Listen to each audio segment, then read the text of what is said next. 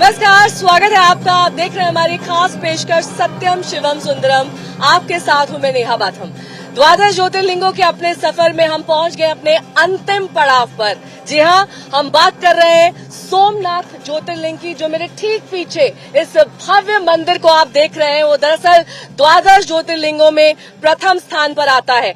हमने शुरुआत की थी केदारनाथ धाम से और 11 ज्योतिर्लिंगों के दर्शन कराते हुए हम पहुंचे हैं अब सोमनाथ ज्योतिर्लिंग के। तो चलिए आज सत्यम शिवम सुंदरम के अपने इस आखिरी एपिसोड में आपको दर्शन कराते हैं सोमनाथ ज्योतिर्लिंग के। सोमनाथ मंदिर और भव्य मंदिर के शिखर पर लहराता धर्म ध्वज।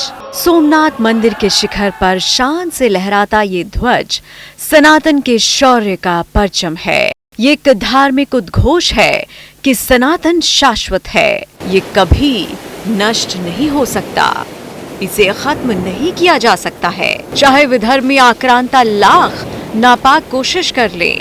गुजरात का सोमनाथ मंदिर द्वादश ज्योतिर्लिंगों में प्रथम होने के साथ अपने में कई कहानियां और संदेश समेटे हुए है। सोमनाथ ज्योतिर्लिंग प्रथम ज्योतिर्लिंग होने की वजह से हिंदू आस्था का केंद्र तो है ही, लेकिन इसके साथ ही हिंदुत्व का पुनर्जागरण का केंद्र भी रहा है। ऐतिहासिक वजह रही है इसके पीछे। कई बार आक्रांताओं ने इस मंदिर पर हमले किए, लेकिन ये बार बार बनकर एक भव्य तरीके से फिर से खड़ा हो गया।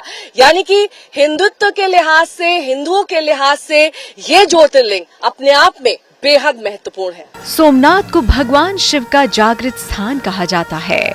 वो यहाँ स्वयंभू रूप में मौजूद है। इसीलिए माना जाता है कि सोमनाथ का दर्शन पूजन भक्तों के तमाम कष्टों को हर लेता है। द्वादश ज्योतिर्लिंग के स्तोत्र में सोमनाथ की शान में कहा गया है, जो अपनी भक्ति प्रदान करने के लिए अत्यंत रमणीय तथा निर्मल सौराष्ट्र प्रदेश में कृपा पूर्वक अवतीर्ण हुए।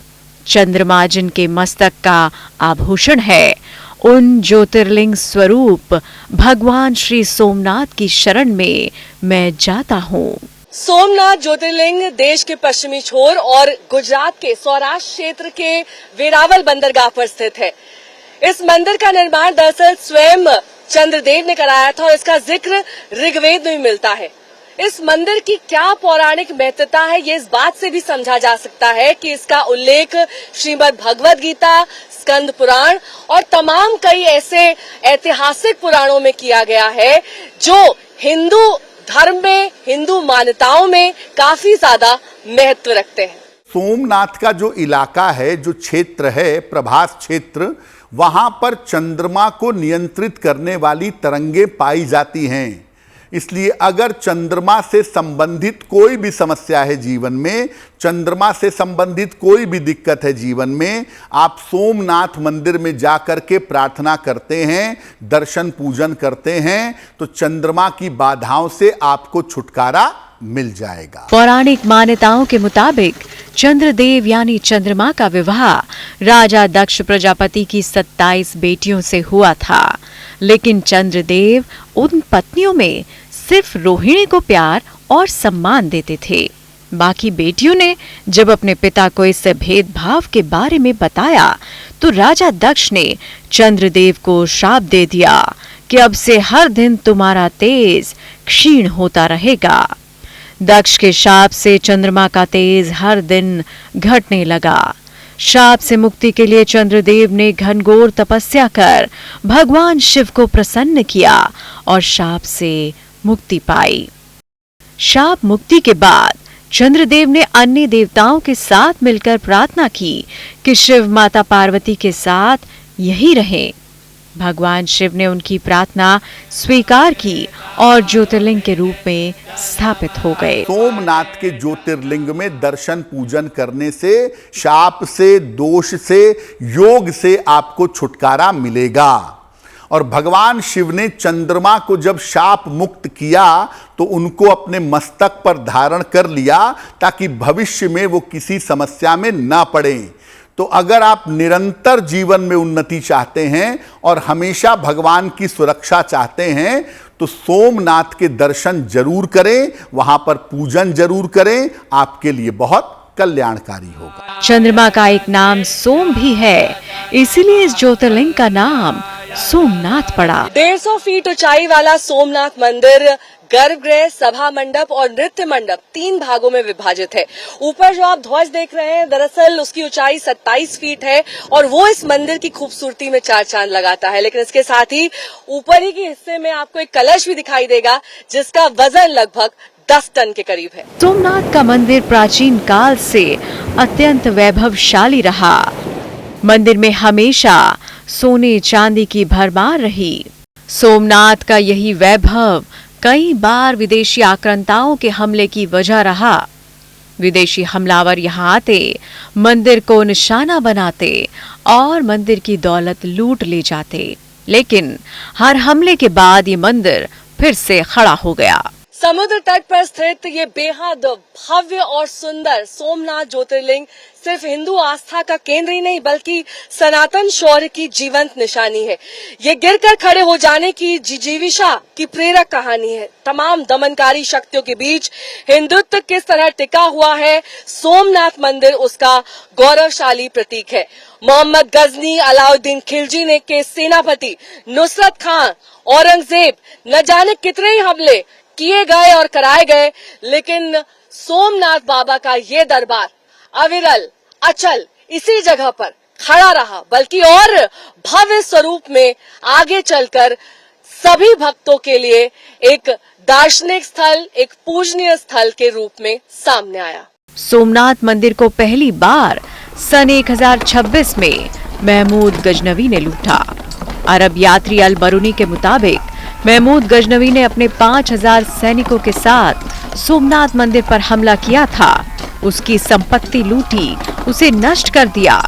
इसके बाद गुजरात के राजा भीम और मालवा के राजा भोज ने इसका पुनर्निर्माण कराया।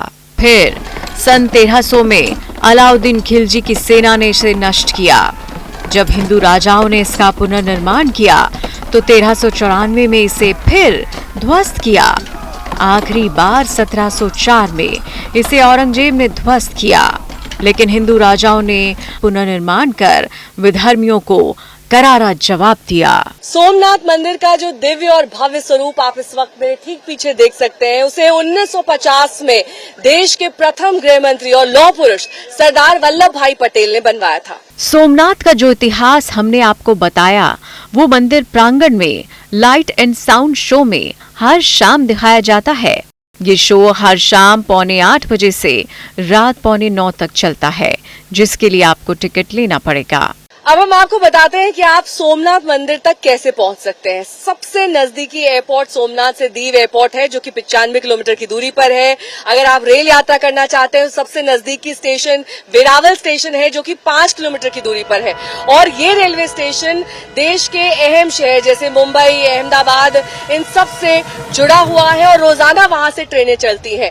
अगर आप बस सेवा लेना चाहते हैं तो अहमदाबाद, पोरबंदर जैसे प्रमुख गुजरात के शहरों से बस रूट का भी इस्तेमाल कर सकते हैं। जाहिर है, सोमनाथ के दर्शन करने की इच्छा हो तो आने के साधन और सुविधा कोई बहाना नहीं, बस यहाँ आने की इच्छा शक्ति होनी चाहिए। तो जब भी आप कहीं जाते हैं, भले ही वो सोमनाथ ज्योतिर्लिंग के दर्शन हो, आपके मन में, आपके जहन में ये सवाल होता है कि आसपास आप कहाँ जाएं, कहाँ घूमें। तो चलिए अब आपको दिखा देते हैं कि आसपास सोमनाथ ज्योतिर्लिंग के क्या कुछ है घूमने के लिए। सोमनाथ का मंदिर वेरावल बंदरगाह में स्थित है।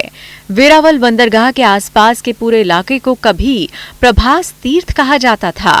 पूरे इलाके में कई सारे मंदिर हैं जिन्हें आपको जरूर देखना चाहिए। इनमें सबसे अहम है भालका तीर्थ, जो भगवान श्री कृष्ण को समर्पित है। ऐसा माना जाता है कि ये वही स्थान है जहां शिकारी जरा ने गलती से भगवान कृष्ण के चरणों में एक तीर मार दिया था। मंदिर के अंदर कृष्ण की बांसुरी बजाते हुए खूबसूरत मूर्ति है। सोमनाथ के दर्शन करने आए तो त्रिवेणी घाट जरूर जाएं। ये हिरण, कपिला और सरस्वती नदी का मिलन स्थल है। सूर्य मंदिर भी यहाँ एक अहम आकर्षण है। मंदिर के सामने प्रवेश द्वार के ऊपर सूर्य की एक छवि है, जिसके नीचे सूरज के 7 घोड़े हैं। सोमनाथ का राम मंदिर सोमनाथ में धार्मिक पर्यटन का एक अद्भुत आकर्षण। इस मंदिर का निर्माण श्री सोमनाथ ट्रस्ट द्वारा 2017 में किया था। मंदिर सोमनाथ और उसके आसपास के धार्मिक स्थलों की श्रृंखला में सबसे नया है। सोमनाथ आए तो पंच पांडव गुफा भी जरूर देखें। इसे हिंगलाज माता मंदिर के रूप में भी जाना जाता है। सोमनाथ में पंच पांडव गुफा की खोज 1949 में हुई थी। ऐसा माना जाता है कि पांडवों ने अपने निर्वासन के दौरान यहाँ मां हिंगलाज की पूजा की थी। सत्यम शिवम सुंदरम में 12 ज्योतिर्लिंगों की यात्रा आज सोमनाथ मंदिर के दर्शन के साथ संपूर्ण हुई। हमने आपको सिर्फ 12 ज्योतिर्लिंगों के दर्शन ही नहीं कराए, बल्कि हमने आपको बताया कि क्या कुछ उसके पीछे की पौराणिक कथा है, कैसे आप इस ज्योतिर्लिंग के दर्शन कर सकते हैं, क्या टाइमिंग्स है, कैसे इस ज्योतिर्लिंग तक पहुंचा जा सकता है, ये हमने आपको जानकारी दी। इसके साथ ही हमने आपको ये भी बताया कि आसपास पर्यटन के कौन कौन से क्षेत्र हैं। उम्मीद करते हैं हमारा एक खास कार्यक्रम सत्यम शिवम सुंदरम आपको पसंद आया होगा। देवों के देव महादेव सभी का कल्याण करें, इसी आशा इसी उम्मीद के साथ हमें दीजिए इजाजत। एस्ट्रो तक ऐप पर आपको मिलेगा भविष्य से जुड़े हर सवाल का जवाब। डाउनलोड कीजिए एस्ट्रो तक ऐप और चुटकी में जुड़िए इंडिया के बेस्ट एस्ट्रोलॉजर से।